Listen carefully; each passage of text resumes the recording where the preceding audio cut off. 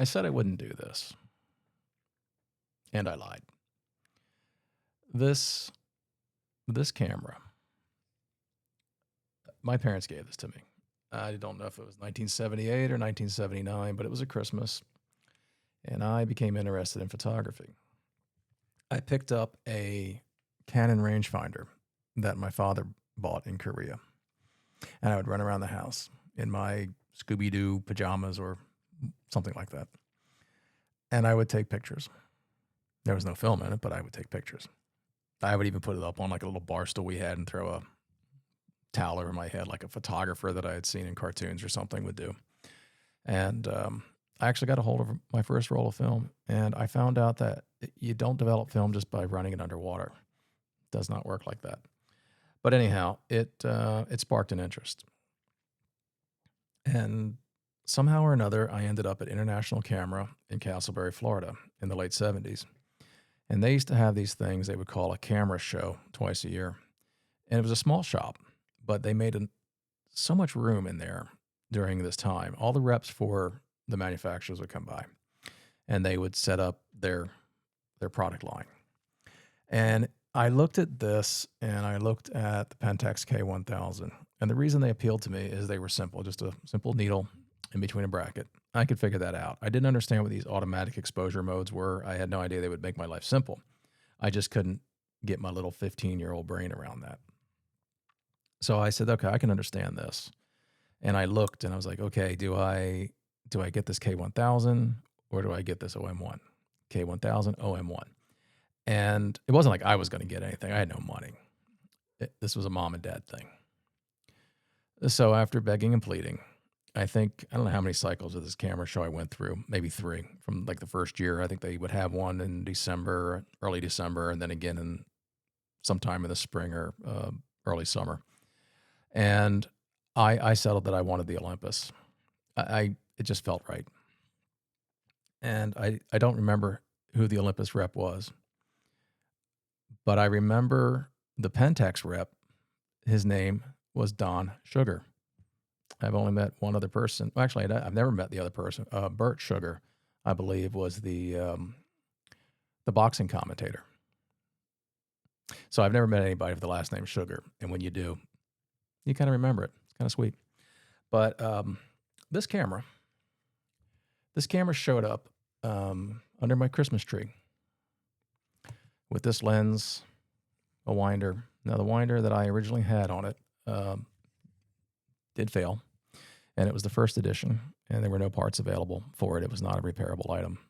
And at the time, I wasn't really using this camera, but I wanted to replace it, and I think this came in at $20 at the time. Probably worth maybe $1 now.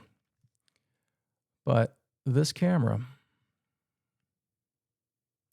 I don't want to be overdramatic. This camera may have saved my life. Some kids would build a fort, and that was theirs, off limits to everyone else. This is my fort. Don't come in here. It was their safe place. Now, we make a lot of fuss about safe places, but it's really not a new thing, even though we've assigned it to certain folks in more recent generations. It's not unusual. That's why kids build forts, And, good parents would recognize the boundary. I mean, yes, if you did something wrong, they'd go in and yank you out, but they usually left you alone. Well, I didn't have a fort. I couldn't build a fort if I even had the materials in suburbia. But when this came along, it gave me my own fort. It let me do this. I could hide behind this. And hide behind this I did. This is my shield. When everything was going wrong in my adolescent life, and I mean, by comparison, I had it good. But at the time, there were some challenges that I had no control over that weighed on me a lot. But with this, the shield was up, as they say. Shield's up. And I could get through things. I could make it past the homeroom bully.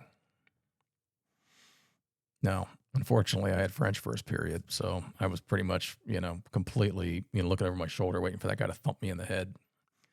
And to this day, I still can't speak but 2 words of French, and I apologize to my French friends for that.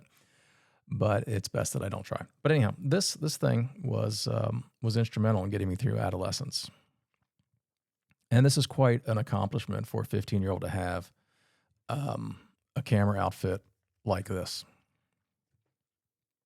I got this camera, this lens, a winder, 2 other lenses, and the flash.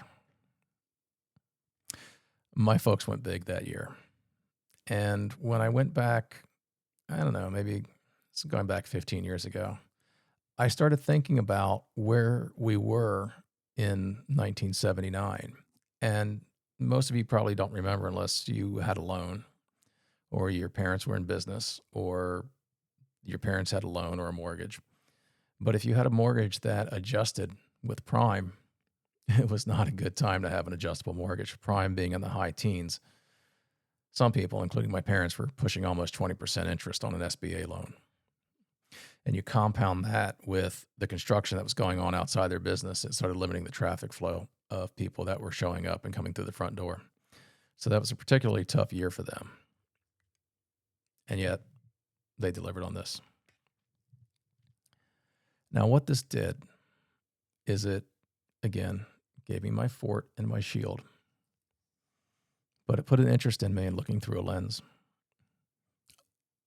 I see things differently through a lens. I don't even have to trip the shutter. Just looking at the scene in front of me through the lens, I've already taken the picture. It's in my head. I don't even need to take the shutter or trip the shutter. I don't need to put film in it and develop it. I've already got the photograph. And I've got it forever. And even if my mind slips, I think I want to have the photographs up there in my head. So hanging on to this has been interesting. I've never once thought about letting go of it. Especially now, there's no reason to. Financially, I don't need the $100 or $150, whatever it would bring. But more importantly, I don't ever want to part with this section of my life. My entire life started Christmas Day on this. It's what I do now. I make a living looking behind a lens or through one for somebody else's vision, not my own. And I'm quite happy doing it that way. I don't need to be in charge to make pretty pictures. In fact, when I'm in charge, my pictures aren't really that good. So to anybody else who has hung on to this, their own, whatever one you have, if you've hung on to this, I think it's 45 years now, we'll say, that I've had this. And it's been a great relationship. Well, it's been a little one-sided. I'm kind of a dick in every relationship. I'm kind of neglected my camera. That's going to change. It's going to go off for service. And if I put one roll of film through it, that's great. But most likely, it's just going to be serviced for the sake of keeping it healthy and keeping it going a little longer so we can both hang on together. If you know, you know.